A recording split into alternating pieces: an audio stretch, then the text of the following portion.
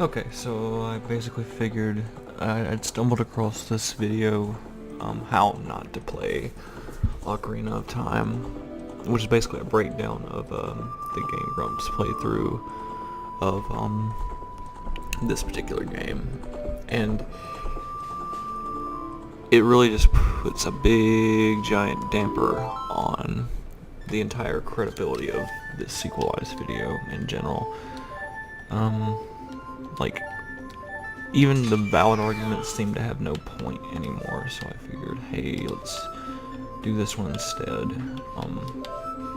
These videos should be pretty compartmentalized, just because, compared to Majora's Mask, Ocarina of Time is so very linear.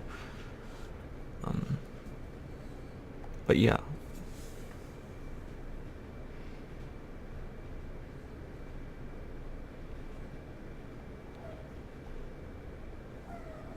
These interior backgrounds have not aged well whatsoever. Even with the HD texture packs here, he kind of puts it on display more because his eyes are wide open. And the funny thing is, there is a closed eye animation for Link. I just guess they didn't just to notice, but now that everything's up-res, you can definitely see it.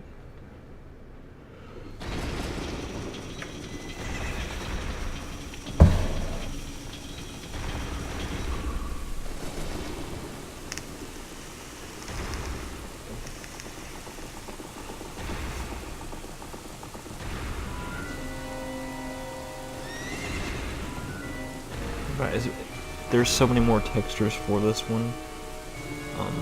Yeah, I feel it's odd that I feel like we're missing some, but it's fine.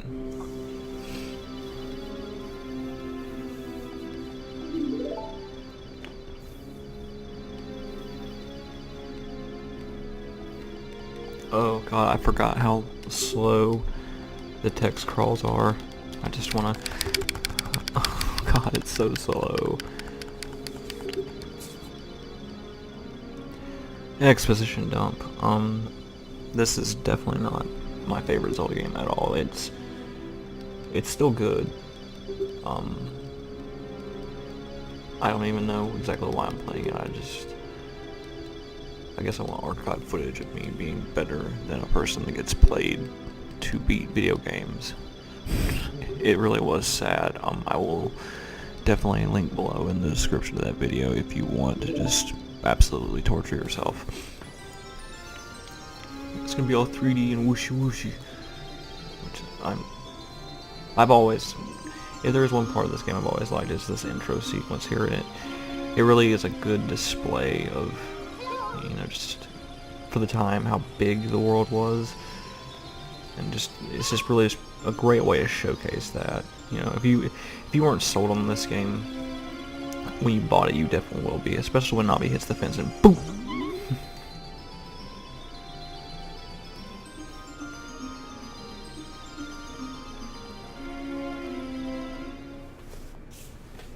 But oh, those 2D render backgrounds. And there is no way to fix that. That would be a massive retexturing. You have to go through with each individual pixel and retexture this entire surface because there's one big texture rendered over a singular polygon for a lot of interiors in Zelda, and I really like that in Majora's Mask they fixed that. That they're all each individually animated. I don't know why they I think they're just playing it safe to conserve as many resources as possible. Even Link's hair kind of looks like a massive sort of blob.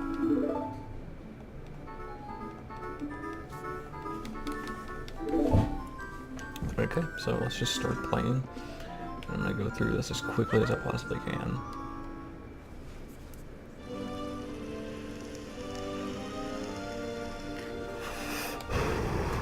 If you've seen any of the videos that I made for Majora's Mask, I talk about my appreciation that Link is not a chosen one in that particular game. But in this one, you know, you are the chosen one, and that's what makes it different. This was I think, well no, Zelda 2 kind of touched on that a little bit, that you were the reincarnation of the Link from the first game, and they needed your blood to resurrect Ganon.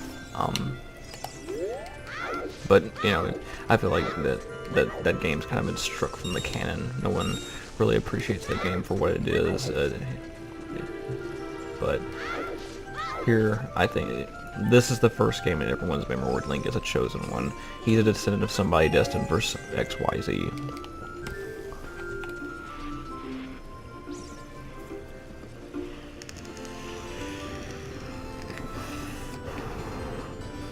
But even though I will, yeah, here it comes. Yes, you've just told me, like, my objective, I don't even need to check the timestamp. I know it's less than, was 2 minutes ago told to me what I needed to do. And Navi will constantly remind you. But to be perfectly frank, a first-time player, I think, would have probably needed these hints. I don't know. Oh, that's wonderful texture rework there. In the Majora's Mask retexturing project, or maybe it just has something to do with the engine. Majora's Mask, for all the items that have 3D models, when you get them, they all have the, they reuse the water texture. So whenever it goes to load those textures, it just places the water sheen over it. And I guess in this one there is individual ones, so they were able to actually retexture those 3D models. But let's see. Okay, I'm making sure that I'm on hold. That's one thing that really aggravated me about the Game Grumps playthrough, is that he never set his Z target to hold. He always had it on lock, and he was always like, oh, this camera's so terrible, I can't do this, I can't do that. It's because he would have to, see, I'm holding down Z to target things. It's something I have to consciously do, and I feel like that's essential to playing Zelda, at least for me, because anytime like I get a new copy of Zelda, or I re-emulate Zelda, if I'd have that switch feature turned on as opposed to the hold, it's almost impossible for me to play the game.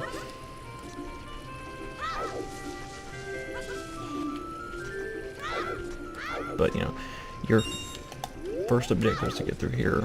For anyone who hasn't played Ocarina of Time, is just to get the sword and the shield so that Mido will let you pass. And there are just rupees everywhere. It's not difficult in the slightest to find rupees. Even if you don't want to grind and go back and forth between the bushes and the grass and whatnot, there are 5 rupee drops, five blue rupee drops everywhere here, just for you to find, for you to explore, sort of incentivizing you to explore and talk to people.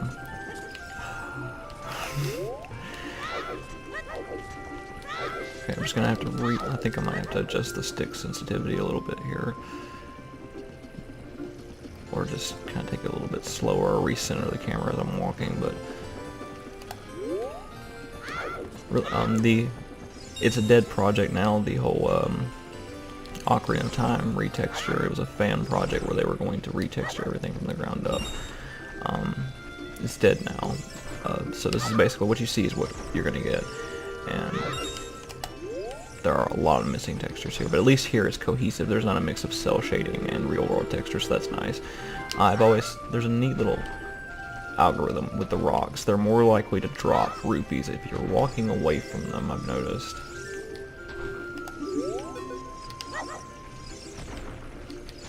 And as I say that, I think it's almost as if the game has heard me. Or maybe it's just completely random, I don't know. It just always seemed to me like if the rock was further away from you, it was more likely to drop a rupee. So now we have enough to get that. But there is one thing that I just want to do out of force of habit. Just go ahead and get the Deku stick upgrade.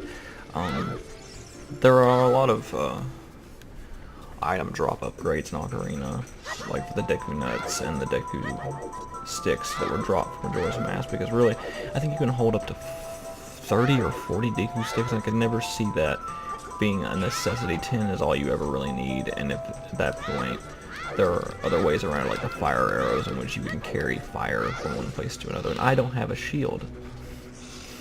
Oh god.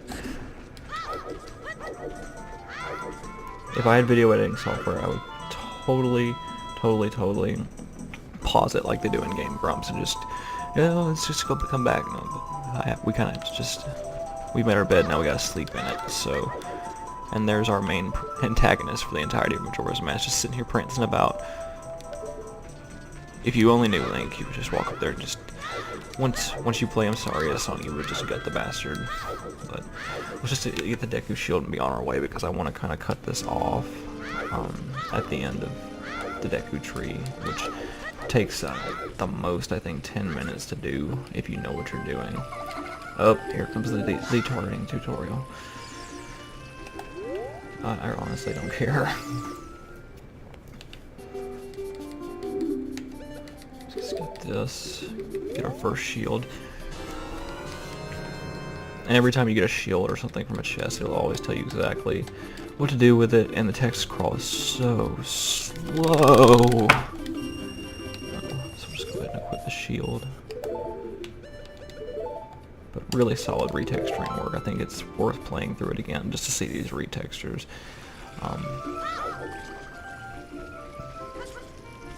The only time the textures don't really work, as far as the retexturing, oh, those are nice eyes. The only time the retextures don't really work is it's really the fault of the way the polygons, the way that the vertex shading kind of stretches them out, like earlier in the tunnel, how that's been retextured, but the game kind of spreads the texture out, so it's kind of meant to be low resolution, so you don't really see that vertex effect.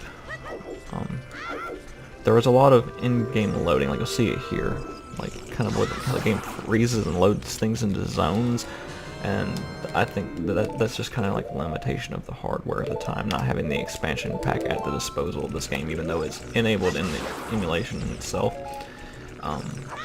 It still loads zones, like say, I just want to test this real quick. And as you round this corner, if I do this at just the right angle, I feel like the Deku Tree will kind of not be loaded. Well, maybe not so much. Maybe this is one of the newer patch versions, but I remember, you know, it kind of hanging as you would go from zone to zone, even in each individual area. They were doing as much as they can, you know, not really to try to keep that frame rate nice and steady and try to avoid crashes and things like that. Just loading it very little as possible.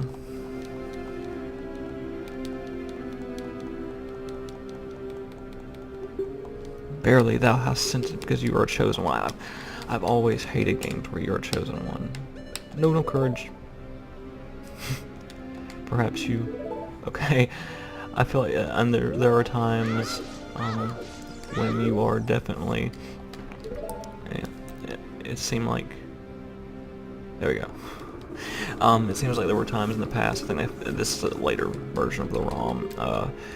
Where if you said no, it kind of just disregards it. Go on ahead, come on in.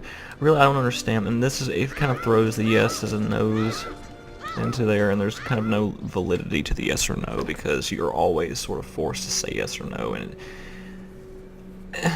it's a failed attempt at player connection here in this game.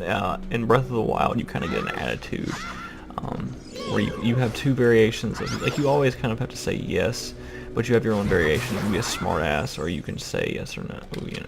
But it always has the same end effect, but at least you can choose to have an attitude about it. Kind of giving Link a voice.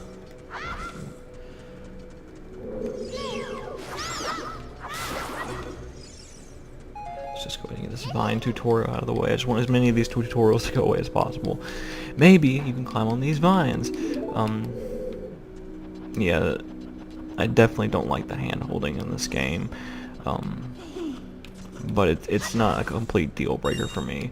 There is a little bit of waiting, and watching Erin play through Ocarina of Time, I feel like he just likes that instant gratification, more so than there is so much goddamn waiting.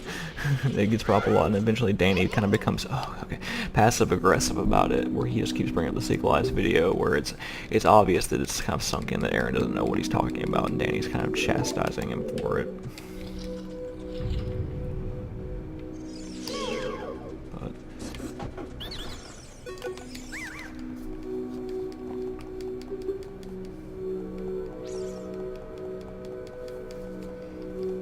But Majora's Mask was my first Zelda, and to go back to this, there are some wow moments, you know, like the first time I heard, because I had played Link to the Past, and before, and then I straight to Majora's Mask.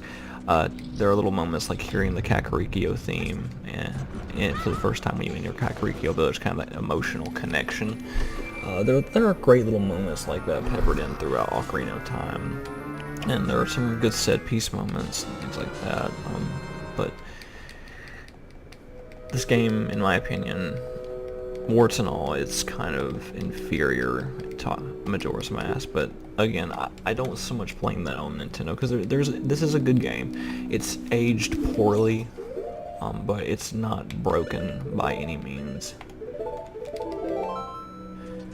And I always just kind of save out of muscle memory, because, you know, B gets you out of the menu, and I'm used to B getting me out of menus, so I always press B, and I always ask you, do you want to save? There's not really any repercussions to not saving, because you can't ever paint yourself into a corner in this game. I honestly can't think of a time where you really do paint yourself into a corner. There are a lot of instances in that Game Grumps playthrough where he would get to an area, wouldn't have arrows, bombs, hearts, or whatever. That's just resource mismanagement, and that's easily circumvented by taking a moment to stop your forward motion and cut down grass. You literally have endless resources at your disposal by cutting grass. But he never takes it, like, he would even forget items in his inventory, like Den's Fire, his health replenishment items, and he would just be dying constantly. It was so painful. I think, like, at one point, like, they even stopped counting, but the actual on-screen deaths total 31. Again, I will link to that video in the bottom of this, but good grief. Like, I always thought when I was younger that the counter next to your, because there was a rupee next to it, next to your save game, was counting up how many rupees you had, and I thought, oh, well, this is just broken code. It's actually counting the numbers times that you die, and mine would never go above 0. So I thought the rupee counter was broken. I can't honestly think of a time, even back to my very first playthrough, where I died in this game. And I know I watched my son play through it, and he's not 9 yet, and he dies. I think his count's at 20. And he's reached the very beginning of the adult stage, but he's a child. Erin is almost 30 years old. I mean, come on. Just take your time.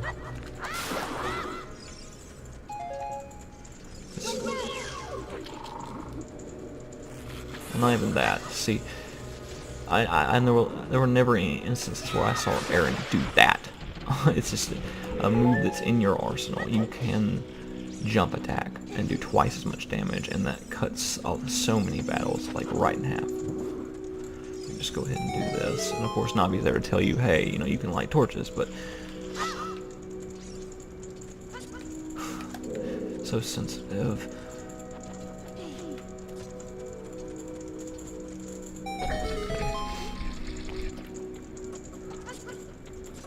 I will say one thing, there are some nice little ambient musical compositions in this, and I think on the whole, Majora's Mask has better music at its disposal, but there are some moments here, like the ambience in the Deku Tree, which kind of carries over to the grottos that are throughout Hyrule in this game.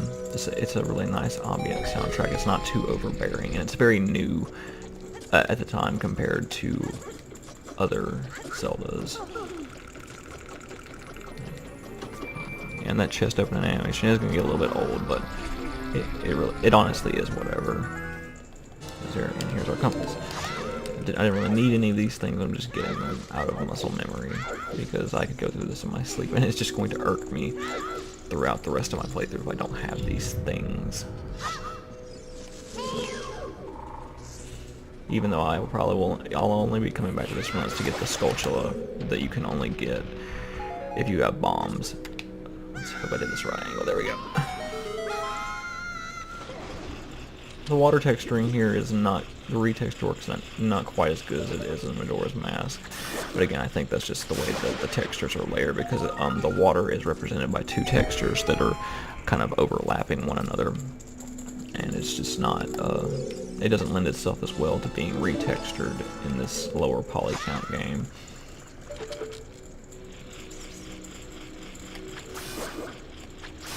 That Deku sea animation is very low resolution. It just kind of sticks out like a sore thumb. I would give anything to be able to capture card my 3DS and play through it that way.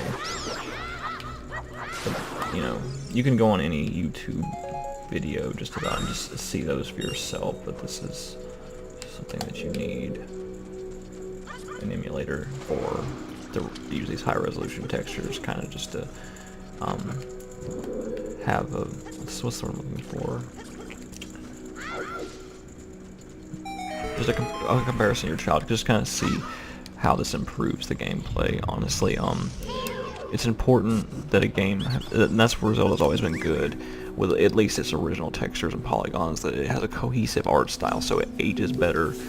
And if this texture project had been finished to completion and it had maybe a little bit more foresight, like you'll look at the torso of the Deku, the texture rework just does not work because of the way that the vertex shading skews the texture. But man, that's a really good, that eye retexture is really good. Almost a little too sharp, if I'm being honest.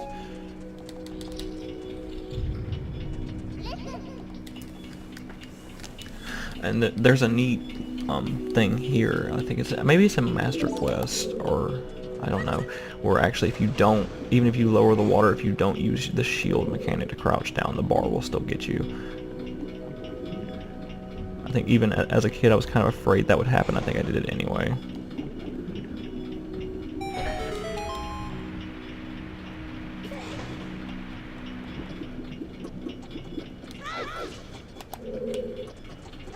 So in the 3DS version, or Master Quest version, you have to do this, or else you will get knocked down even if the water level is lowered. And I thought that was a nice, neat little touch.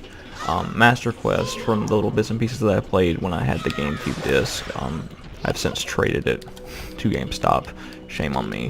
The little bits and pieces I've played, it feels a lot like a ROM hack that you would see from a fan community. But it does kind of mess with, you know, instead of being cheap like a lot of ROM hacks, where it takes away your sword and won't give you this and won't give you that, just essential things that you need to be a functional character or protagonist in a Zelda game. Instead of doing that, it just kind of messes with how your understanding of the physics in Ocarina work, like how, for instance, crouching makes your hitbox smaller, and this is something they never took advantage of in the original Ocarina of Time game. Some of these puzzles are so simple. But again, this is the first dungeon in the first 3D Zelda, and I will not fault it for that. There's a funny thing here, just like the spider doesn't even react. Like, oh, I just got hit in the back. I think I'll just go back to what I'm doing. I just want to take a second to kind of look at that retexture work. That is horrifying. To think that, you know, the spider never actually goes for you. But just imagine being in the maw of that thing. Ugh. I think I'll kill all but one of those. This is a neat little trick that I kind of just thought of, you know, in like my second playthrough of Ocarina of Time when I was younger, to shoot them down. But actually I want to see the texture work of it coming down. It's a little imposing. That kind of reminds me of Twilight Princess. I wonder if the Goma retexture will make it look more like the spider from Twilight Princess, just because of that. Because it really, honestly, it does not look organic anymore. The Goma kind of looks like a Twilight monster from Twilight Princess. And here is our Skulltula we cannot get to. But even going back to Link to the Past, like, which Erin's saying the high praises of, if you hit a wall that could be blown up with a bomb, it would make a ding ding ding noise, and that carries over from over here. And just especially in high resolution, you can see the separation in polygons where things like that can be blown up, like in walls and stuff. It just looks different. I don't know if that was an intention from the onset with the developers, but it's definitely something that's there when everything is up-resed.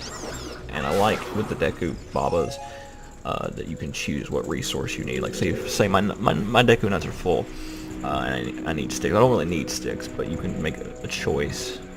There are different methods to taking the enemies down, and that's something that Aaron never does. He always just kind of goes straight for the gut with the enemies. He just kind of goes straight for them. He never uses his shield. He never jump attacks or anything, and it's really pitiful for him to criticize Ocarina's combat system, which is simple. And I said that that's never used, but you have to crouch to do that. I can't think of any other way to do that. So there again, putting my foot in my mouth. There may be all kinds of little secrets in this game I just don't honestly remember, and I don't want to... I messed up. 2, 3, 1 is the pattern here, so I've already screwed it up. But I've never messed it up before, so let's see what happens. Hey, it just makes a dun noise. Okay, 2. Oh, my foot's asleep. Oh, it's terrible. Oh. That's the worst feeling in the world. That always happens to me when I'm playing games in a kitchen chair. I always do that crap. I always sit in such a way that my foot falls asleep. Oh, and another thing, when the texture crawling is so slow, I need to especially point out, or do it in a funny voice and read it out for you like Game Grumps does. But the translation here is so bad. The jokes don't land. There's just very awkward speech, especially for the universe that this takes in, this mythical, medieval sort of setting. The dialogue makes no sense. Like, it's so irritating, and I'm going to reveal the secret of... Well, yeah, it's hard to think about that being voice acted, you know? Just how would you deliver such a line and not sound like a jackass? Anyway, let's see what the rework looks like here. Yeah, they went for that Twilight retexture. Very cool.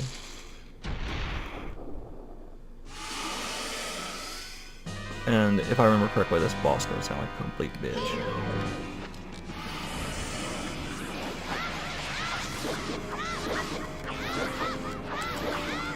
If you follow Goma up this way, you can actually shoot her down. She's more vulnerable when she's hatching eggs, so shooting her in this state will basically end the fight before the boss music even has time to go through its full measure.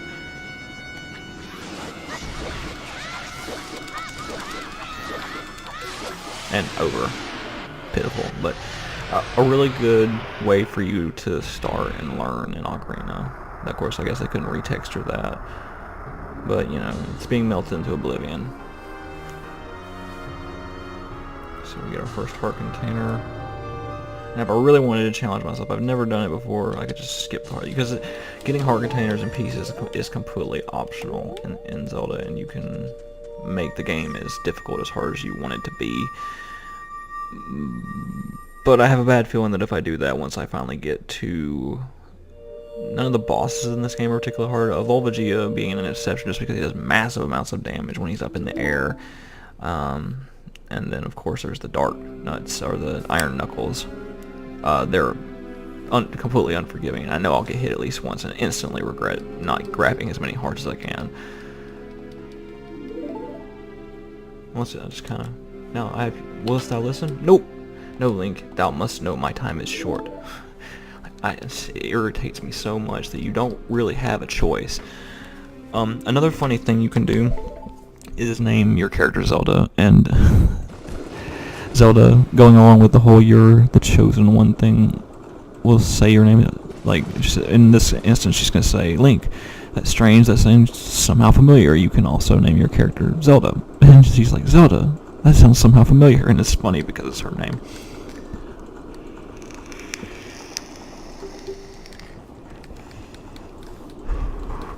great effort on that fiery texture, but again, it just doesn't work with the polygons, the textures being thrown onto. I think the original textures look much better, and you're seeing a lot of polygon sectioning there.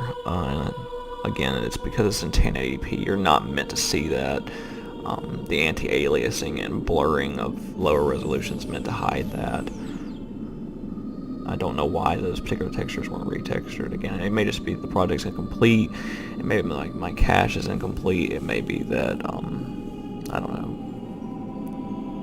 But just being able to see the goddesses up close, they just look so much less impressive than they did when I was younger. Just seeing their completely textureless golden forms, they look like little Oscars in space.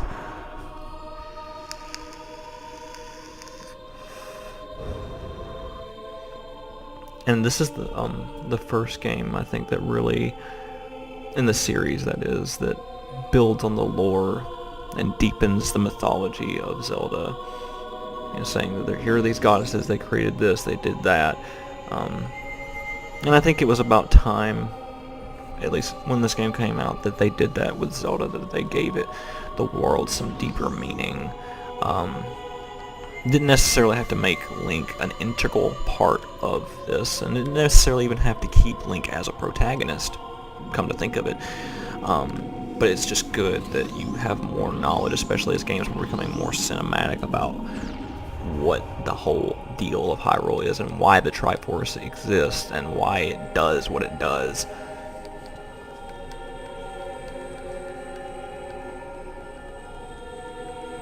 And I'm struggling to think of an actual game outside of like the Hyrule Warriors series that technically isn't canon. It's essentially a big fan fiction where Ganon actually acquires the entire Triforce, and it's kind of the equivalent of Thanos collecting all the Infinity Stones. Essentially makes him invincible, but he kind of just goes through his same motions there. Definitely a fan fiction. There's no way that having a fully assembled Triforce you wouldn't, you know, basically it gives you infinite wishes, you know. But anyway. And going back to what I had said in my Majora's Mask playthrough, this kind of gives you your first taste of Ganondorf as a protagonist that's personalized and not just some evil figure who's already done everything that he wants to do and you're trying to stop him. You're actively trying to stop him here. But it's not directly alluded to. I mean, it's implied why he's here and what his mission is, you know, through context clues. Like, you go to the desert and you see the desert in ruins, and the guru talk about the sad state of affairs and everything. He's trying to better the life of his people and not just dominate the world, but he becomes corrupted by the Triforce of Power and that desire for power, and by doing so creates a wasteland. He's not just some variant reincarnation of demise, and he's not just willfully evil. He is raised to be that way. But yes, everything you did was in vain. Thanks for the tutorial. I'm going to wither and die.